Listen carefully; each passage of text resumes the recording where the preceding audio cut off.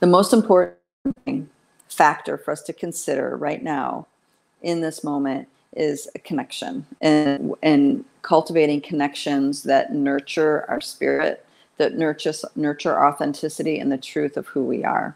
Okay. And now I'm going to weave in the consciousness connection to the shenanigans going on with the jibbity jab dance, the shedding dynamic, and the different elements that have been impacting human health since the La Cucaracha dance was introduced to the collective. Oh, okay. And this actually ties into the eclipse stuff too. So what we focus on becomes bigger. What we pay attention to becomes bigger. So for those of you who maybe have experimented with Reiki or are into tracking energy, maybe you're very masterful in these levels, just notice whatever you actually are looking at, focusing on, it's like it's an energy that you can get into this groove and you practically get magnetized to it. And actually, this is what tracking is like. When you're tracking through the forest, there's some profound trackers. One of them, I can't remember his first name, but his last name's Brown. He can track wolves from helicopters. He's such, so tuned in to the art of tracking. And what it is that you are completely focused on something, completely focused, tunnel vision focused on something, and you are following the traces of that through the jungle, through the forest, like this. And tracking is a very necessary skill for a hunter, because a lot of times when you shoot an animal with a gun or a crossbow or whatever, if you're lucky, you'll get the heart and they'll just drop right there. But a lot of times they don't. A lot of times they run, and you have to be able to track that animal through the forest to catch up with them, right? And you can't track when you're all over the place, when you're looking at the birds and you're paying attention to the insects and you're paying attention to this and that, whatever. It's like data, it's like information overload, and it's not so easy to track. The best trackers that I've ever seen work, it's like they become like meditatively focused on the slightest little trace of a being, a four-legged animal, whatever, traveling through the woods. It's like they can imagine the travel, they can hear it, they can smell it. They're using all of their senses to follow the path that this animal would have taken through the woods. And that means you're sensitive to the slightest little trace of fur on a piece of bark, the slightest broken branch, the indent in the ground. I mean, there's all these factors, and you're just dialed in, focused, tunnel vision, following the clues of the energy trail of that animal. And, most of the time they will find, if not all the time, they will find that animal. But it takes focus. And when you are focused in like this, people from the outside will watch a tracker do this, and they're like, oh, it looks like a mystical ability. It's like, being able to put your hand on a track and be able to feel, sense, taste, know more information from that animal. People look at that like a supernatural ability, but it's not. We're in these hyperdimensional biosuits, and there's lots of data coming to us all the time. And a tracker, because their focus is so zoomed in, the data sets, everything that is associated with following that animal through the forest become blown up, become big, okay?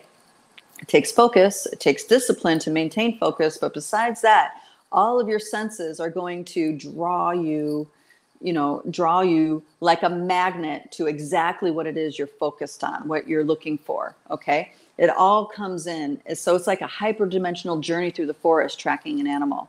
Okay, same thing with energy, same things with thought forms, same thing with programs. Okay, it acts the same way. So when you say there is a narrative introduced to the collective, and you have millions of people focusing on that narrative, their act of focus quite literally blows up the energy of that narrative And if it's perpetuated, it will get anchored into the collective field. Now, right? Now they are living it in their reality because it's in the collective field. Okay, you're living it now. You see what I mean? So I've mentioned this many, many times in other chats, but I'll just quickly touch base on this because people need to understand how powerful the collective field is, how powerful consent agreement is. Okay. And the story I have is, in the beginning of my shamanic training in the early 2000s with different masters, I was, things were coming to me in my dream time, and I was being guided to work with different beings. And one of them was a gentleman named Alberto, and a dear friend of mine was able to join in that training. Part of that training was to have what's called fire ceremonies. And it's a process of course, opening sacred space and learning how to sing to the fire, learning how to connect with the elements, learning how to connect with the ancestors, all this stuff, right? Connect, deeper, deeper, deeper, focus, focus, focus. And we would focus our love, our gratitude, all these things in with the fire. Focus, focus, focus, focus. And we would have prayers. And we would do this twice a month, every new and full moon, for nearly 10 years, if not longer. We did other things too, but this particular practice was something that was given to us as homework to maintain in between times that we got together with the teachers and with our IU, with our collective, with our spiritual community, learning from these different masters. And this is the process of what was later referred to as taming the flames. Okay. And there was lots of different thoughts about what tames the flame. Some people thought that we elevate our frequency to be in harmony with that of the fire. It's us communicating with the fire devas, which we absolutely did. I mean, you sing into the fire and connect with the devas. They will actually dance with you. They will take shape and talk to you. I mean, it's awesome. Fire devas are, actually all devas are amazing, but fire devas are especially cool to work with because it's something you can see with your eyes. You know what I mean? It becomes very clear. Your subtle senses don't need to be as sharpened to work as they need to be to work with other devas. Anyway, so we would work this ceremony to the point where we had a consensus and agreement that the fire was friendly. And what that meant was that the fire will not burn. We can put our hands in the fire, it will not burn us. We can put energies in the fire, and then now there's a divination kind of communication.